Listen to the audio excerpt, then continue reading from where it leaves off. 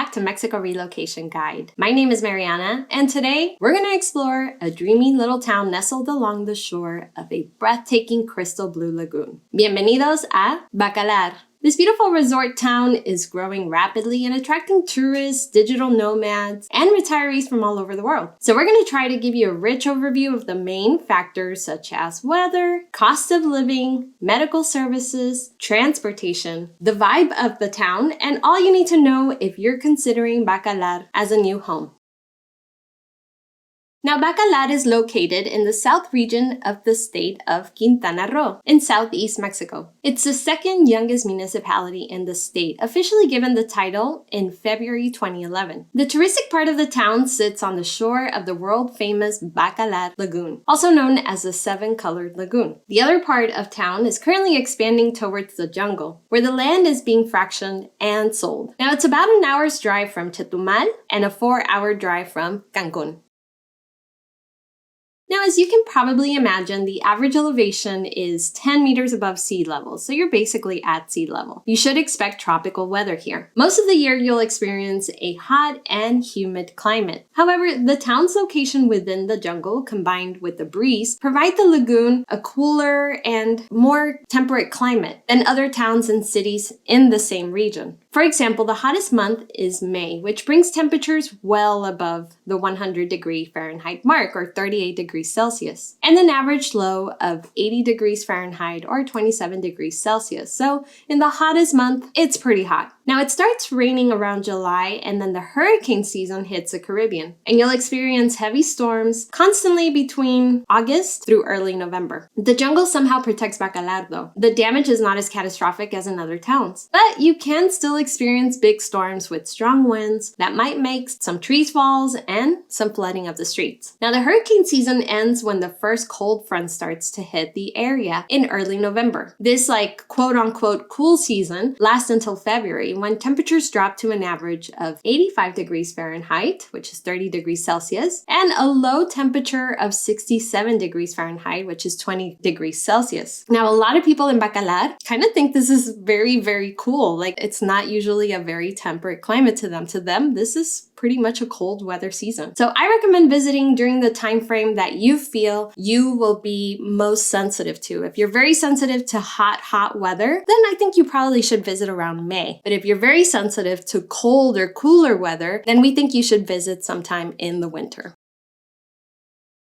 Now, if you ask people to describe Bacalar's vibe in one word, most people would probably say hippie town or hippie. It has a pretty laid-back atmosphere. You'll see many people walking around in Birkenstocks or sitting in cafes. There are many boutique hotels, wellness centers, yoga studios around town, but the main attraction is certainly the lagoon. There are many public piers where most locals go to enjoy the views. Some people bring their kayaks or their paddle boards, and people come swim or snorkel. There are also many beach clubs where you can spend a whole day enjoying the lagoon, having some snacks, maybe a few beers or cocktails, and even take a boat tour. Now, Bacalar is becoming a larger area, it's really growing and attracting not only people from North America, but also Europeans, South Americans, and of course, people from Asia. So it's not difficult to find bilingual people here, as many of the businesses are owned either by Mexicans who come from other parts of Mexico, who can speak English, or by other foreigners. However, this is mostly the social dynamic on the touristic side. The town is divided by Highway 307, which is the one that would take you all the way to Cancun. And this division seems to work as a kind of barrier between the local people and the tourists, since most of the locals live on the west side of the highway. And most of the businesses and services catering to tourism are on the east side of the road. On the local side, you'll find very different dynamics. And you'll come across a more traditional Mexican town with things like tienditas, stray dogs, chickens and roosters in people's backyards, food stands, cantinas, which are basically bars, and poorly developed infrastructure. Now, this division makes it seem that the local people got the worst part of the deal when they started developing the town into a resort town. But I mean, it's just the way that it's been developed. You know, they really have focused on the east side for tourism, and of course, the west side is where the locals live. In any case, to live here, we really do recommend to learn some Spanish beforehand, since most of the people who work in the stores, in the bars, and the restaurants on the tourist side usually are locals, and not everyone has good English. We do recommend getting educated on how to reduce your ecological impact, not only in Bacalar, but in all of Quintana Roo. Bacalar specifically has a lagoon that hosts several unique ecosystems and endangered wildlife, so several eco-activist groups operate in town and are working towards preserving these and declaring the lagoon a protected natural area. But at the very least, we really do recommend that you at least keep the area cleaner than you found it.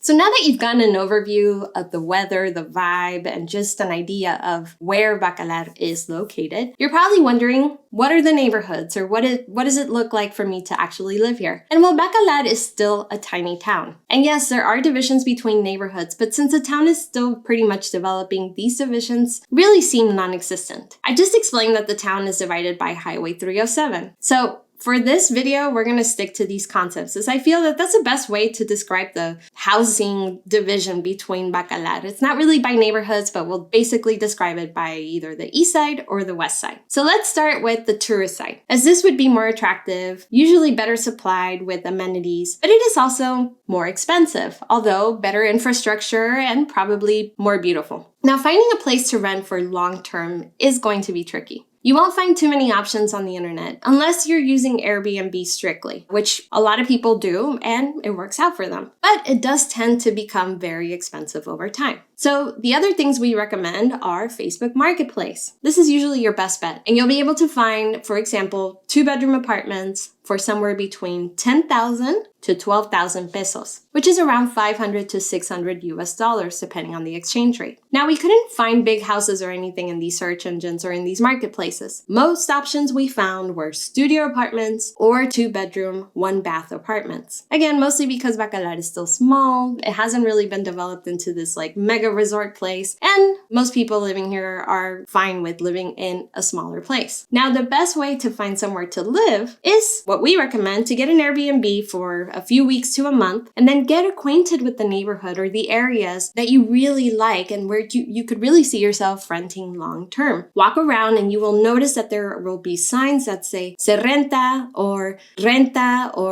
inmuebles por renta, something like that. You'll see signs on the windows of the houses that are for rent, indicating that you should call them and find out what the terms are for those rents. Now, a lot of these are going to be catering to digital nomads, which will have probably a very basic setup of a basic bed, maybe a small little kitchenette, nothing too fancy. But you never know, so really look around and look for those signs and see which one calls out to you. Now, we called a few of these signs, but the prices differed a lot. For instance, there was a room that had a private bathroom, a small working area, a double bed, a closet, a TV, an air conditioner that was renting for about 225 US dollars a month. Then we called a different place that had a sign on it. It was a similar setup, but the difference that it had is that it had a balcony and they offered cleaning once a week. And these people were asking for $400 a month, or about 8,000 pesos. And that's a big jump from 225 US dollars a month, considering that the living space was pretty similar to the other room and it was just a few blocks away from the other building. So of course, there's going to be huge discrepancies between places depending on the landlord. Now, on the local side, we also saw several signs that say se renta, most of them offering rooms as well, and some apartments, as we could see apartment buildings that were almost empty. Now, here the prices were a little bit more reasonable. We were offered rooms with private bathrooms starting at 3,000 pesos a month, which is 150 US dollars. Now, these do not include cleaning or the electricity bill, which is usually the most expensive utility bill that people have to pay in Mexico. Now, 2-bedroom apartments on the local side were offered between 7,000 and 12,000 pesos a month. That's around 350 to 600 US dollars, mainly depending on whether the apartment was furnished or not, how old or how new the building was, whether it had security, whether it had a rooftop garden, whether it had a pool, and whether the rent included utilities or not, specifically electricity. However, once again, we felt that the landlords were setting the price based on how we might have sounded on the phone, and there are some variables that you really can negotiate the cost of your rental in Mexico. Now, we're telling you this because I would expect that if you do not speak Spanish, or if you have a thick foreign accent, you may end up paying a higher price. It's just the reality of things in very touristic areas. So just to recap, we think it's very reasonable for you to expect to find a 2-bedroom apartment on the east side of town or the touristy part of town for around $600 a month. Of course, it's all going to depend whether it's furnished, what location it is exactly, what the amenities are that are included, whether it has utilities included or not, maybe some internet, whether it has a full kitchen or not, and those kinds of things. Now, what about utilities? Well, in Bacalar, you can pretty much expect to find all services that you would find across Mexico. The prices for these are pretty standard, despite it being, a quote-unquote resort town. Electricity is going to be your most expensive expense in this tropical place. Having an air conditioner is absolutely a necessity. Now, you can get by with fans at night and during the winter when it's cooler, but during the hottest months, fans will certainly not be enough, as the humidity gets pretty unforgiving, and for those of you who are not used to living in hot weather, it'll be pretty hot. Now, you should expect to pay between 3,000 to about 5,000 pesos every 2 months for your electricity bill. So this comes out to about $150 to $250 every 2 months. And so if you break that down, that's about, $75 to anywhere between $125 a month. Now, water is not as expensive. However, we did learn from locals that there have been some shortages, mainly because of the town's rapid population growth, and of course, whether or not you are storing water or not, or how the city may be getting water to you. Now, apparently the town does not have a water treatment plan yet, so it depends a lot on Chetumal's water supply, of course, how much it's rained and those kinds of things. Now, an average monthly bill should cost somewhere between 300 to 500 pesos, which is around 15 to 25 US dollars a month. Gas is going to be provided mostly by Zeta Gas or Gas Tomsa. The usual procedure is to order a 30-liter gas tank called a cilindro. They come and take your empty tank and switch it for a full one. A 30-liter tank should cost somewhere between 600 to 700 pesos, which is around 30 to 35 US dollars a month. It's not very expensive. The prices of gas change almost every day in Mexico, so always ask how much it's going to cost before you order. That way you have a pretty good idea of what it's going to cost you, and there aren't any surprises. Now, for internet, Bacalar is going to be mostly serviced by Telmex, Total Play, or Easy. It's pretty common that your rent costs might include internet. However, if you want a better internet service, or like most people, you want to have a backup just in case one goes down, then having a 100 megabyte download speed internet should cost around 600 to about 700 pesos a month, which is anywhere between 30 to 35 US dollars a month. That's the standard internet package. A high-speed internet package of 1 gigabyte internet would cost around 1,600 to 1,800 pesos, which is anywhere between 80 to 90 US dollars a month. And then, of course, you always have other options like Starlink. So for internet, it really just depends on whether your landlord is going to include it, and if they do include it, what the download speed. And if you need a backup, we really do recommend that you look into one of these services.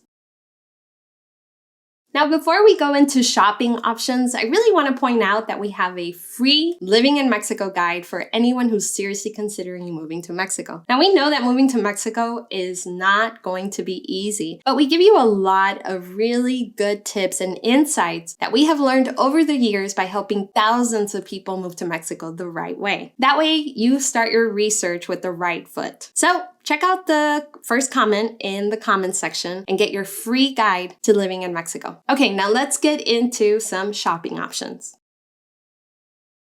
Regardless of its size, Bacalar provides several options for getting your groceries from local sources or from grocery stores. There is a local market simply called Mercado Municipal. It's not super big, but you can find things like fruits, vegetables, meat, dairy, clothing, and even some electronics. Now, in the surrounding area, you can find several more stores called Tienda de Abarrotes, which resemble a tiny supermarket, and you can find several goods and products and usually some canned options as well. Now, besides the market area, you'll find several corner stores scattered across town, selling all kinds of products from food to cleaning products. There's also hardware stores, panaderias or bakeries, clothing stores, and more. But keep in mind that prices are higher on the touristic side of town. So if you want to avoid the so-called gringo tax, then we suggest you go at least to one of the stores on the west side or the locals area that you'll find on the other side of the highway. And if you want to venture into the locals part of town, then you'll definitely see better prices.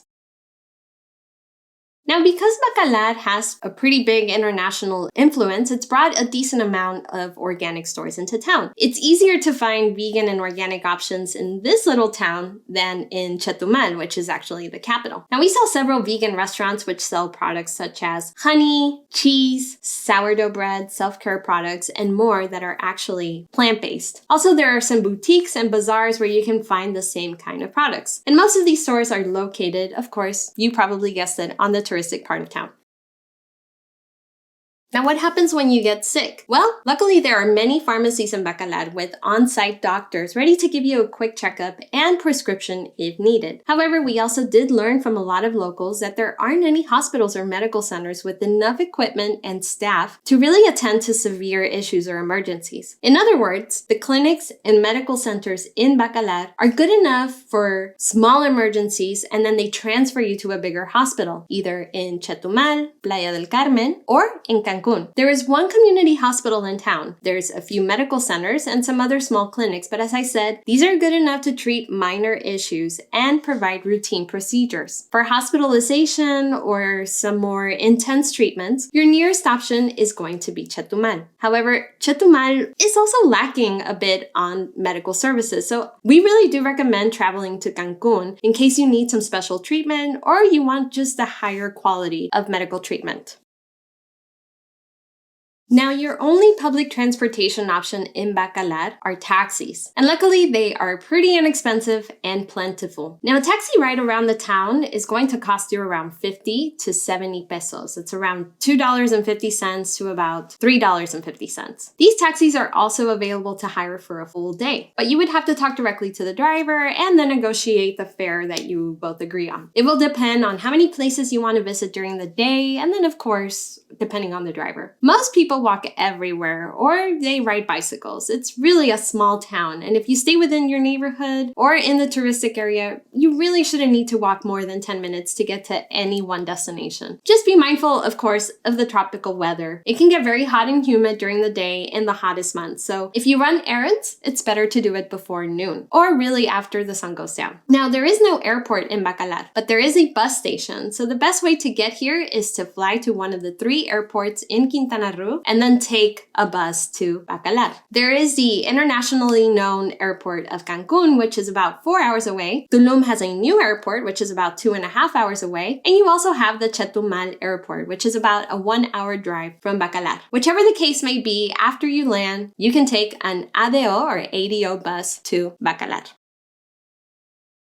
Now, if you plan to live in Bacalar, you can expect to enjoy the Caribbean's beauty without the hustle and bustle of larger cities like Playa del Carmen, Cancun, or even Tulum. While it's more of a relaxed town, it's really anything but dull. Now, the concept of a resort town comes alive here in Bacalar, meaning that it's the perfect town to just sit back, put your feet up, crack a cold beer, and just enjoy the beautiful nature. Even when you're walking and exploring, you don't feel the need to run everywhere. I mean, it's truly a small beach town, so it's laid back. Everything here is slower. There's no rush for anything. So if you come from a hustle and bustle city, it may take some time for you to adjust. There's always going to be people strolling around, sightseeing, going in and out of boutiques, looking at maybe some handcrafts, sitting at a local bar or restaurant, and enjoying the sunset in one of the many piers. However, if you do need a bit more excitement to fulfill your entertainment needs, then remember that the lagoon is pretty much public, so you can take your kayak or your paddleboard and explore it. However, again, just be mindful of the restricted zones and, of course, respect the wildlife. If you're looking for cultural or artistic events, your best bet is going to be traveling to Tulum or Playa del Carmen because Bacalar is still under development in this department. It really doesn't have a lot of options. There are sporadic music festivals and other festivals, but these aren't consistently held throughout the year. Now, exploring the nearby towns and cities in Yucatan's peninsula is also a great way to spend your free time. There are going to be endless small towns nearby that you can explore on the shore of the lagoon, like Xulha, Buenavista, and Huaypish. Or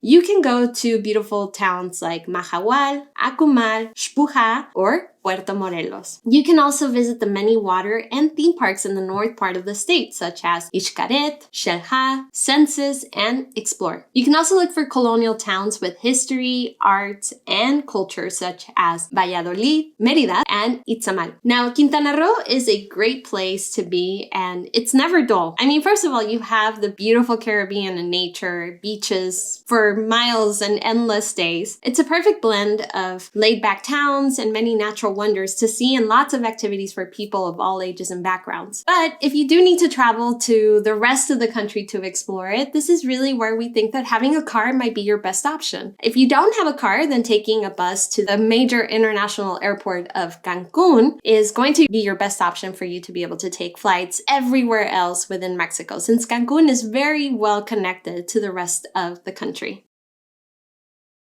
Now let me know in the comments, what do you guys think about Bacalar? Do you think this little lagoon town is for you? What else would you like to see and know about Quintana Roo? Where should we go next? We always love to read your feedback, and of course, please let us know where you're watching from. So thank you all for watching this video. Don't forget to give us a like and subscribe to the Mexico Relocation Guide channel. Remember, Mexico is huge and there is so much to see in this beautiful country. Check out our other videos and learn all you need to know about living in Mexico. And of course, if you want to learn how to move to Mexico the right way, please sign up for our free Living in Mexico guide, where you will get a lot of tips and insights on what you need to know before moving to Mexico. That way you get your research started the right way. Check out the first comment in the comments section for a link to the free guide. Once again, thank you so much for watching this video. My name is Mariana, and I will see you guys in our next video. Hasta luego!